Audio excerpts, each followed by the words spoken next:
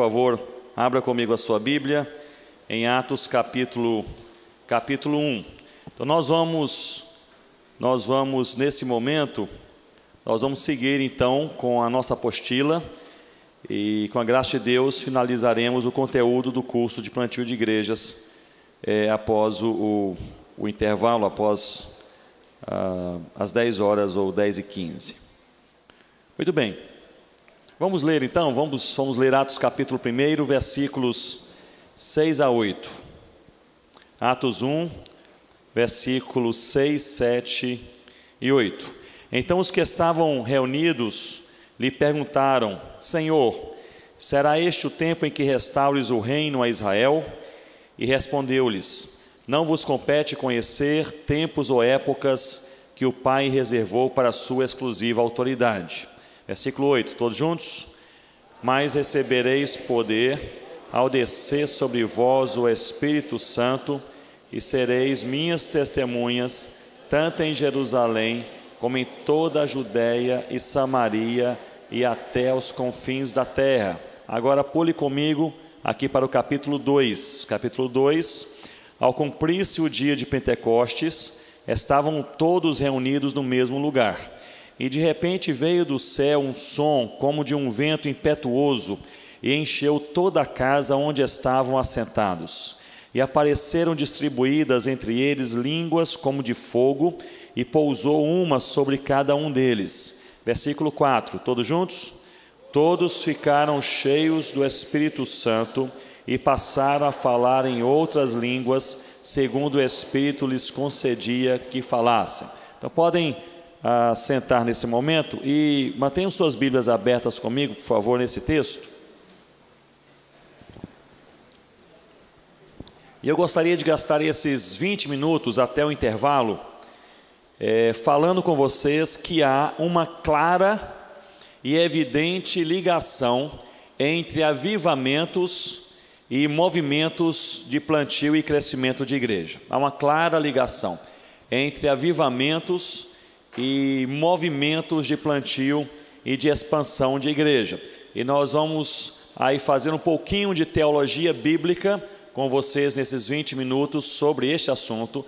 Depois do intervalo nós vamos então passar para as estratégias aplicadas para o plantio de igrejas hoje e vamos aí pensar algumas dessas informações teológicas que nós vamos considerar juntos, mesmo que rapidamente neste momento.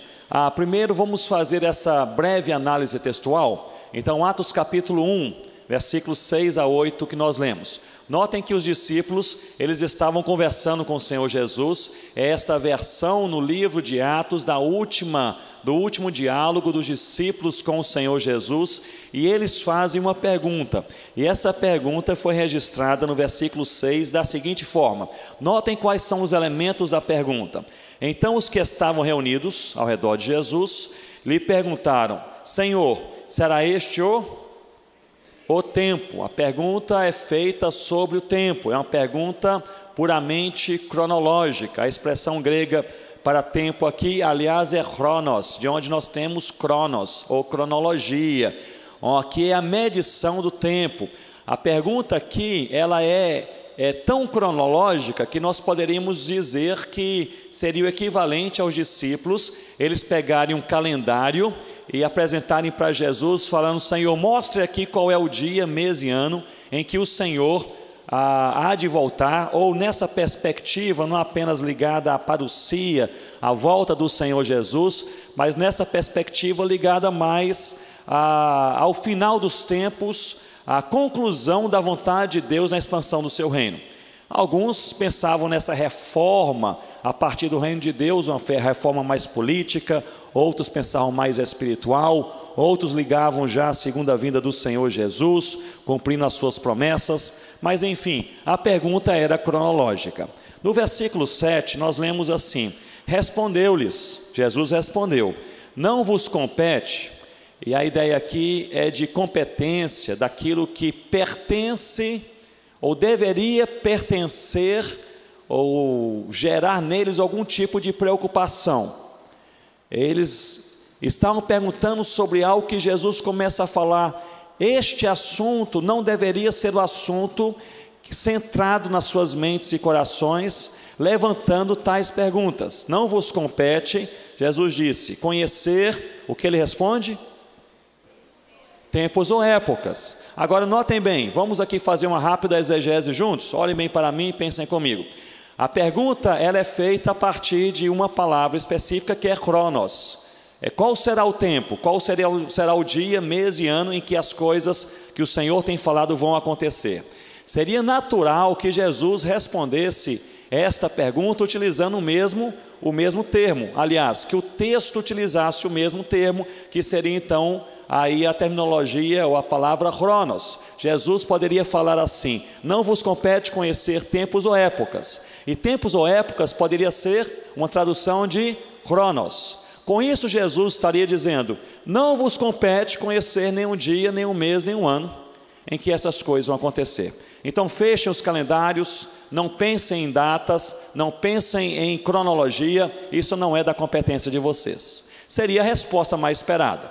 Haveria uma outra possibilidade textual. Jesus poderia, e o texto aqui, ele poderia utilizar uma outra palavra que não é cronos. O texto poderia utilizar a palavra kairos. E com isso estaria espiritualizando, digamos assim, a resposta. Porque se cronos é a cronologia, é o tempo humanamente definido, kairos é o momento oportuno de Deus, é o tempo definido pelo próprio Deus. Então Jesus poderia estar respondendo, e o texto poderia utilizar a expressão kairos. E com isso estaria dizendo aos discípulos: não vos compete conhecer o kairos, que é o tempo que somente Deus tem em sua mente para fazer todas as coisas. O mais curioso exegeticamente é que o texto não usa nenhuma e nem a outra coisa. Aliás, usa as duas coisas.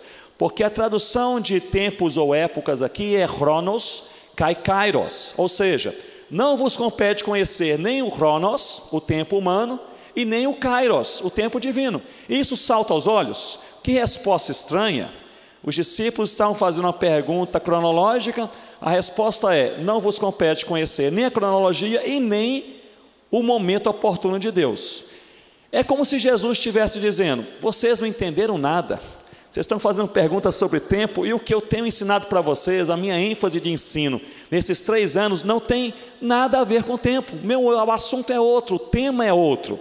E aí, portanto, que nós entramos no versículo 8, em que o versículo 8 começa com essa expressão, que é alá, que é mas, porém, ou seja, fazendo contraponto do que vocês estão preocupados, o que de fato tem sido o meu ensino, mas é outra coisa. E Jesus resume aqui o seu ensino: mas recebereis poder, que é o dinamis, é a manifestação de um Deus sempre presente. Isso que é o poder, é o dinamis. Deus está sempre presente. Um momento ou outro Deus se manifesta de maneira diferente. Mas recebereis poder ao descer sobre vós o Espírito Santo. É aí que eu gostaria de chamar a sua atenção para fazer um link com o capítulo 2. Ao descer sobre vós o Espírito Santo, é uma promessa do Senhor Jesus. E sereis, e aqui há esta preposição de finalidade, ou seja, nós recebemos poder e desce sobre nós o Espírito Santo para que façamos e sejamos alguma coisa. E é interessante que a ênfase de Jesus não é fazer, a ênfase de Jesus é ser. Nós não faremos um testemunho, nós seremos testemunhas. Jesus não quer uma igreja que cumpra uma lista de tarefas, Jesus quer uma igreja transformada. Então, sereis minhas, aí nós temos esse martírio, essa testemunha. Lembram-se que nós falamos que há 2 maneiras bíblicas clássicas de se comunicar o evangelho: a partir da proclamação, que é o querigma, e a partir da vida do testemunho, que é o martírio. Aqui, e sereis minhas testemunhas, e aí Jesus dá a dimensão. E aqui o que Jesus fala é o seguinte: em todo lugar, tanto em Jerusalém como em toda a Judéia e Samaria até os confins da terra. E de fato aqui as expressões de ligação dão um claro ensino de ações simultâneas, ou seja, em todo lugar ao mesmo tempo. Se fôssemos fazer uma paráfrase aqui, seria mais ou menos assim: vocês não entenderam nada, a minha ênfase é que vocês receberão o dinamis, que é o poder, a manifestação do Deus sempre presente, a partir do momento em que desce sobre vós para habitar em vós o Espírito Santo, que é Deus. E sereis as minhas testemunhas, porque quero vos transformar em todo lugar e em todo tempo. Seria mais ou menos isso. E aí Jesus faz essa promessa, e a gente vai para Atos capítulo 2. O que eu quero falar com vocês é que há uma clara ligação entre avivamento e crescimento e expansão, multiplicação de igrejas. Muito bem, Atos capítulo 2. Ao cumprir-se o dia de Pentecostes, então estavam reunidos os judeus, eles se reuniam de maneira recorrente para este encontro, estavam todos reunidos no mesmo lugar, e de repente, e aqui esse texto é um texto difícil, tradutores da Bíblia acham difícil traduzir esses versículos, geralmente para qualquer língua, porque esses versículos são extremamente subjetivos. O negócio aqui parece, mas não é. Notem comigo, versículo 2. De repente veio do céu um som, mas não era de um vento impetuoso, era como de um vento impetuoso. A expressão grega aqui, eros, de som como de vento impetuoso, é a expressão usada até hoje para aquelas ondas que batem naqueles paredões rochosos, naquelas regiões, naquelas ilhas geralmente vulcânicas, em que há não há praia, há uns paredões rochosos e a onda bate com força naqueles paredões, então aquele estrondo, esse eros, é justamente isso aqui, um som como de um vento impetuoso, esse som que ensurdece. E encheu toda a casa onde estavam assentados. E apareceram distribuídas entre eles línguas de fogo. É isso? Não é. Línguas como de fogo. Nada que o vento, não, o som não é do vento. É como se fosse o vento. As línguas não são de fogo. É como se fosse fogo. Então o negócio aqui é uma coisa assim diferente. E essas línguas como de fogo, e pousou uma sobre cada um deles. E todos ficaram cheios do Espírito Santo. É interessante que esse texto parte de uma alta subjetividade. O vento tem um som estranho, ninguém sabe. A língua tem um formato estranho, ninguém sabe. Agora, uma coisa é objetiva. Ele parte para a objetividade no versículo 4. Todos ficaram cheios do Espírito Santo. Se há uma frase objetiva nesses 4 versículos, é justamente esta. E todos ficaram cheios do Espírito Santo.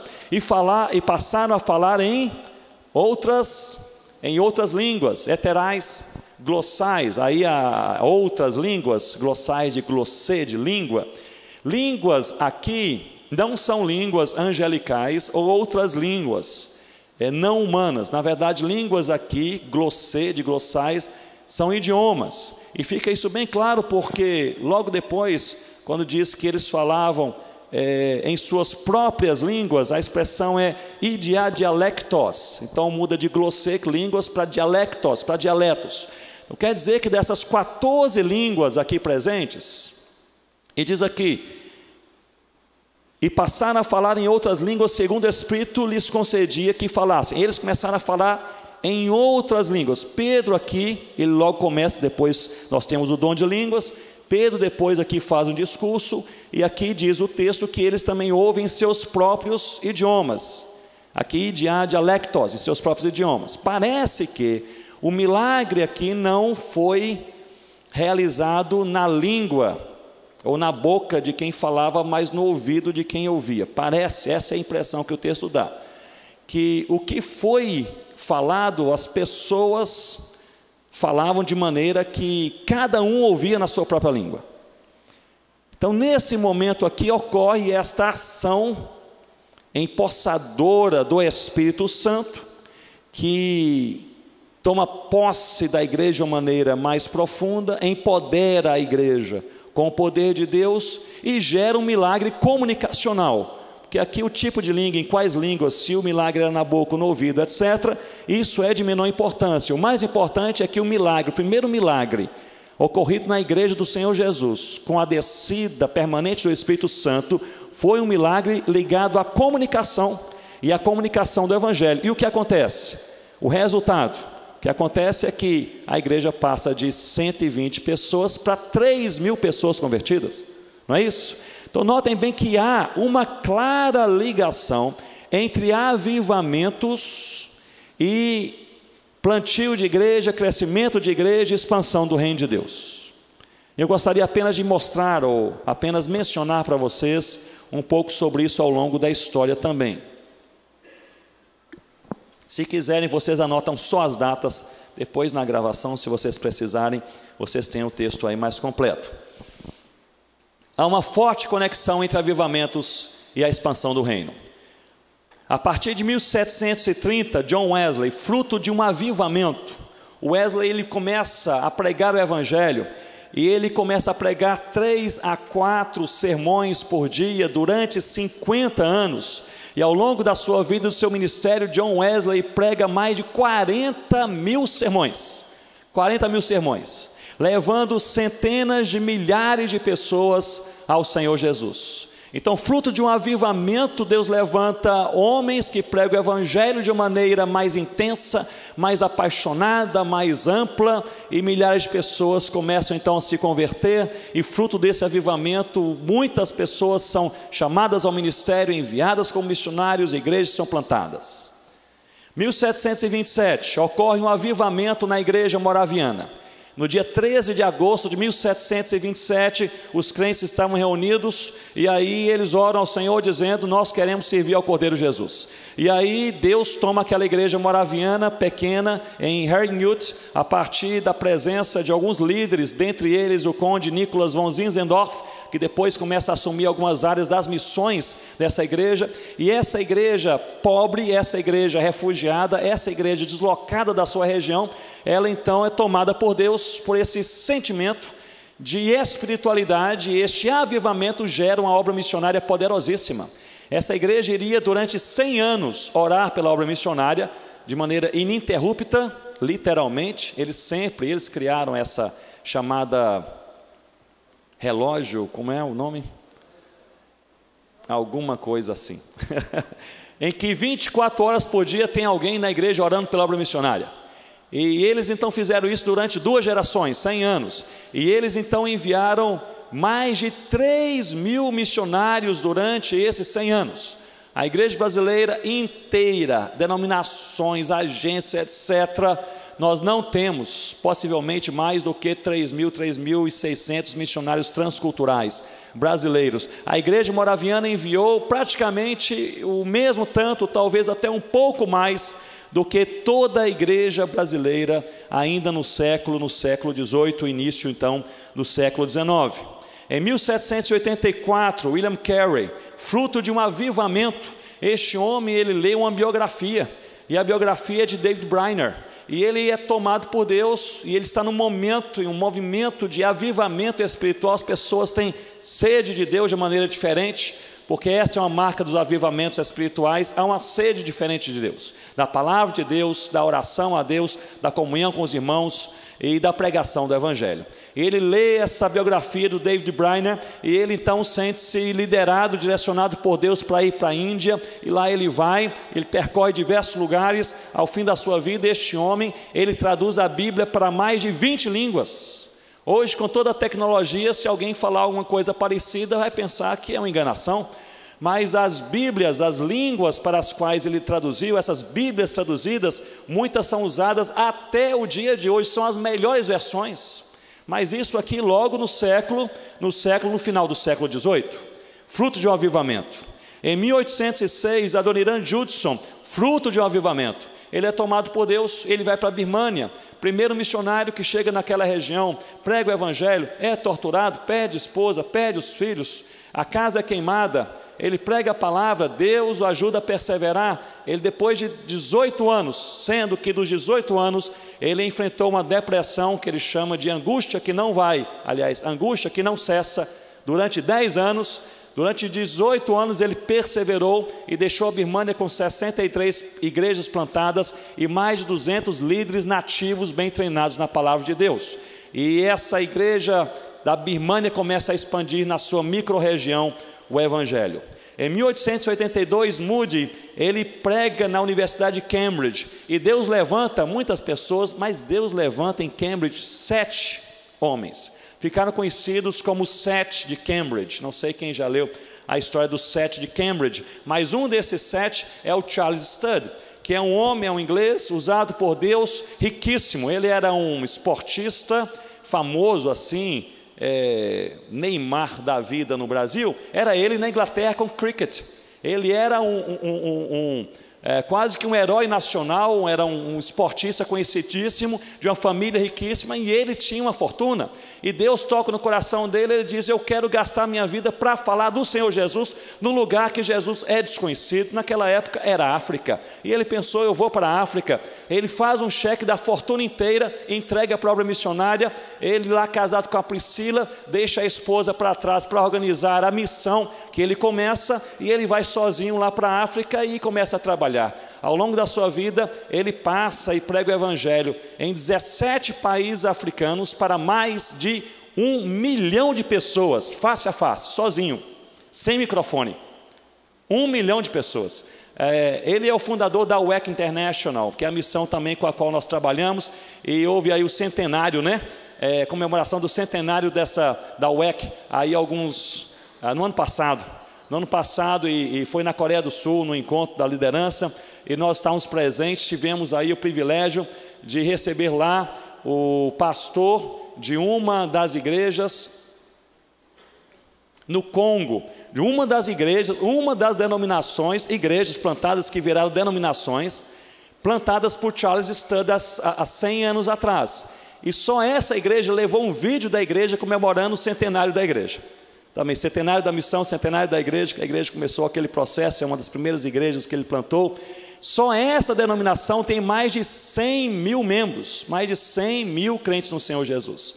Há avivamento, há uma ligação entre espiritualidade e plantio de igreja. Há uma ligação entre amor pela palavra, oração em sede de Deus e expansão do reino de Deus. Plantio de igrejas não é o resultado de um conjunto de técnicas, e é por isso que eu estou gastando esse tempo com vocês, para a gente alinhavar essa ideia em uma teologia bíblica, usando Atos 1, e nesses elementos históricos, para entendermos que não há uma desconexão entre a espiritualidade e o plantio de igrejas. Ao contrário, o plantio de igrejas é um resultado da ação da presença de Deus. 1885, fruto de um avivamento, o Simonton, ele chega ao Brasil, ele prega o evangelho, planta a igreja presbiteriana do Brasil, que hoje está espalhada aí em boa parte do território nacional, fruto de um avivamento. Ele lê, ele está buscando a Deus, orando a Deus, Deus dá uma direção: onde o Senhor enviar, eu irei. Ele lê ali um chamado em um jornal dizendo: um país que precisa de missionários.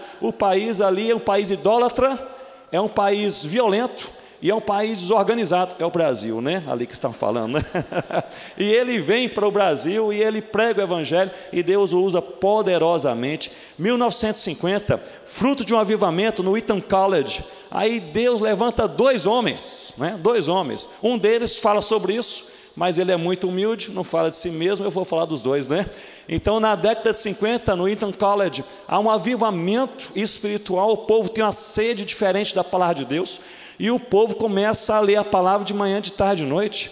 E aí Deus levanta muitos, mas levanta ali dois homens. Nessa época Deus levantou uns 500 missionários do Eton College. Dois deles, primeiro nós conhecemos muito bem, Dr. Shedd. E Deus envia o Shedd para o Brasil. O Shedd no Brasil é um homem que Deus usou e usa poderosamente.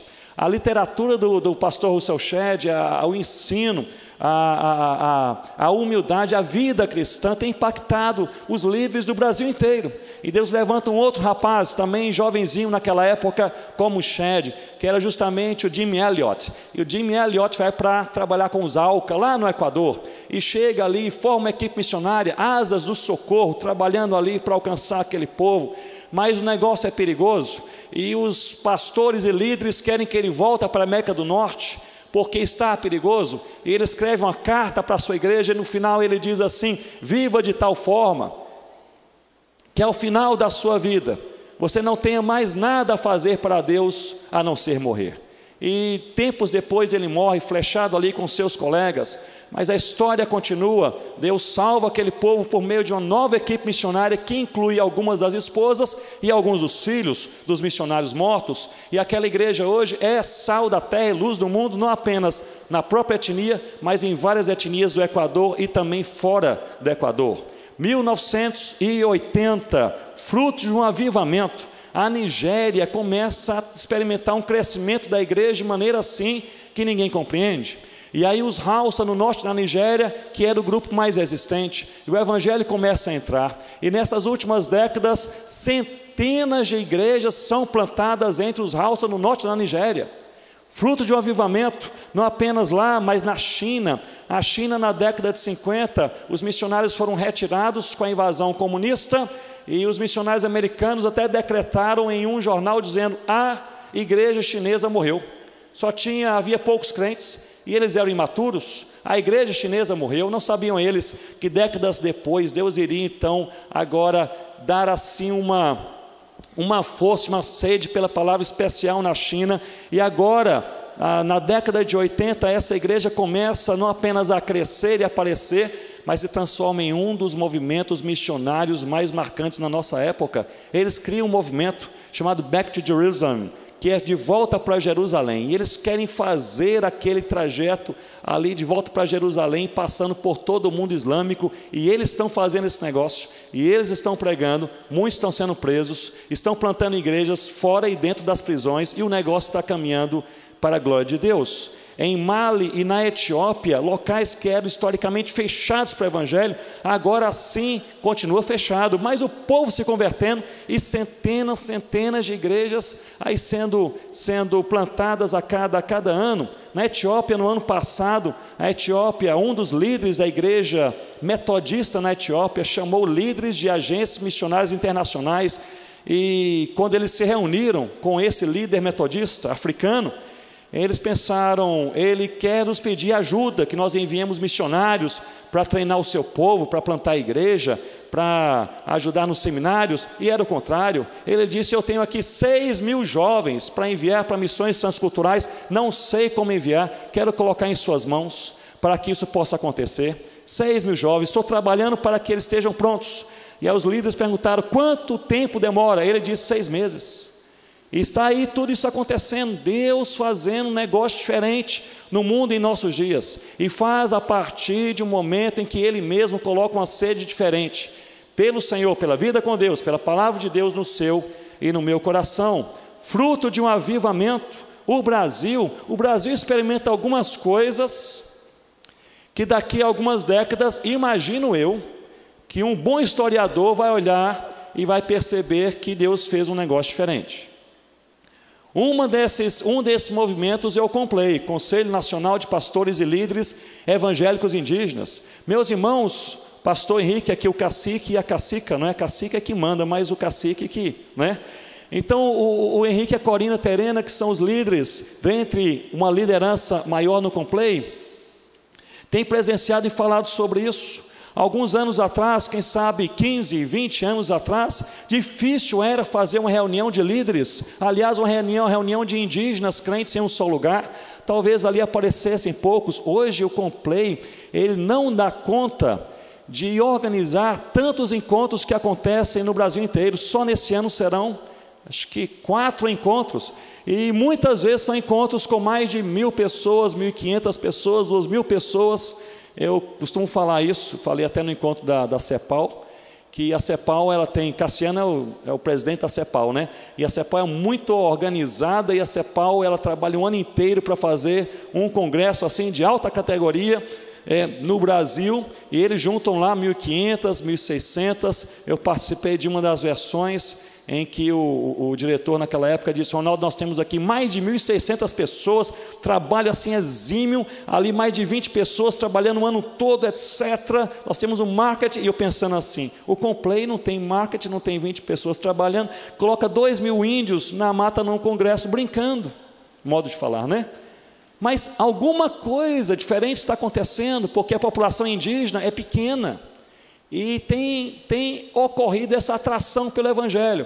Agora, no meio desses avivamentos, Há muitos problemas, a gente vê assim somente a coisa boa, a gente fala sobre John Wesley, fala sobre a igreja moraviana, etc. Mas no meio dos avivamentos é necessário prestar muita atenção, lutar contra o sincretismo, pregar a palavra de Deus. Há líderes que têm ideias às vezes errôneas, alguns heresias tentam entrar, mas é uma ação de Deus que vai no final expandir o evangelho e glorificar o nome do próprio Deus. Uma outra coisa que eu creio que é uma ação diferente de Deus no Brasil, ocorrendo no Brasil, é a atração pelas minorias, pelos grupos minoritários, pelos indígenas, os ribeirinhos, os quilombolas, os ciganos, os sertanejos, os surdos, os imigrantes. Especialmente esses 7 tem sido um foco de atenção nos últimos anos. O encontro, a consulta povos minoritários aqui em João Pessoa juntou ali dezenas de organizações missionárias, e pensando nos ribeirinhos que não vieram porque estavam bem distantes, as organizações entre os ribeirinhos, há mais de 100 organizações missionárias mexendo com esses povos minoritários, querendo ver esses povos minoritários recebendo o evangelho do Senhor Jesus. É uma coisa nova e é uma coisa boa. E quem está fazendo isso não é ninguém, não tem o nome de ninguém, não tem um movimento, não é uma agência, não é uma igreja, é Deus que está mexendo com as pessoas e fazendo isso acontecer. É bem possível daqui a 20 ou 30 anos, um bom historiador perceba que aí nessa última década, nos últimos anos, Deus fez um negócio diferente. Deus fez um negócio diferente. Nós poderíamos, e nós ouvimos sobre o sertão, me lembro, há cerca de 15, 20 anos atrás, falar sobre o sertão, ninguém tinha interesse pelo sertão, não é isso, Sérgio? Pouquíssimo interesse. Falar sobre o sertão, igreja nenhuma queria se envolver, denominação nenhuma queria se envolver, o negócio lá é complicado, a agência missionário nenhum queria trabalhar no sertão, queria trabalhar às vezes no exterior, mas no sertão não queria. Hoje, graças a Deus, o sertão aí em evidência. Por onde a gente passa no Brasil, o povo está orando pelo sertão. Por onde a gente passa, o povo está querendo ir para trabalhar no sertão, enviar alguém, fazer uma parceria e assim por diante. E nós vimos aqui os números de 1% para 3%, para 5%. Deus está fazendo alguma coisa nova. É possível que seja aí uma ação de um avivamento de Deus, que por nós estarmos no meio e vivendo nessa geração, a gente não perceba. Mas eu quero crer que Deus está fazendo algumas coisas diferentes. Eu estou falando isso com os irmãos, e aqui nós vamos fazer um break no intervalo, apenas para deixar clara uma ideia e um valor bíblico. O valor é o seguinte: plantio de igrejas não é um resultado de metodologias acertadas. Precisamos utilizar as metodologias acertadas, porque precisamos trabalhar e fazer tudo com excelência para o Senhor Jesus. Mas plantio de igreja é o resultado de uma ação de Deus. E quando Deus coloca fogo no coração, e amor pela palavra e desejo de pregar o evangelho, aí as coisas começam a acontecer. Então não é você fazer um curso e você ter aí um certificado de plantador de igreja. É você ir para a sua casa, ter uma vida mais séria de oração. É você voltar para o seu lugar e ler mais a Bíblia, que você está lendo pouco. É você voltar para a sua casa e com seus pais, irmãos e seus tios, dar um testemunho melhor do que você está dando. É você voltar para o seminário e você tratar melhor o seu colega de quarto, que você não está tratando tão bem. É você olhar para o Senhor e pedir que Ele possa te encher do Espírito Santo. É você parar de dar desculpa de que é seu jeitão de ser explosivo, etc., que isso não é jeitão de ser, isso é pecado, e aí o Espírito Santo precisa colocar essa santidade no seu coração e domínio próprio, para que você faça a coisa certa, fale da maneira certa e possa se relacionar de maneira certa. Não é você continuar reclamando da sua igreja. Para de reclamar da sua igreja, do seu pastor. Você começa a orar mais pela igreja e mais pelo pastor, e trabalhar e fazer bem aquilo que Deus abre a porta para você fazer. Você parar de autocomiseração, que eu sou coitadinho, que ninguém me ajuda, não abre a porta, e aquilo que Deus colocou em suas mãos, você se sentir honrado, privilegiado, e fazer bem feito, e glorificar o nome de Deus, mesmo que ninguém veja. Então, esse negócio de plantio de igrejas, eu quero assim dar essa palavra agora, porque eu acho que nós estamos trabalhando tanto com metodologias, linguística, antropológica, de plantio de igreja, que nós podemos chegar aqui com uma visão equivocada. Não é resultado de metodologia. Metodologia ajuda, como qualquer ferramenta ajuda. É resultado de uma ação de Deus, começando com a nossa vida. Muito bem, gente? 15 minutinhos, tá bom? 9 horas a gente retorna aqui.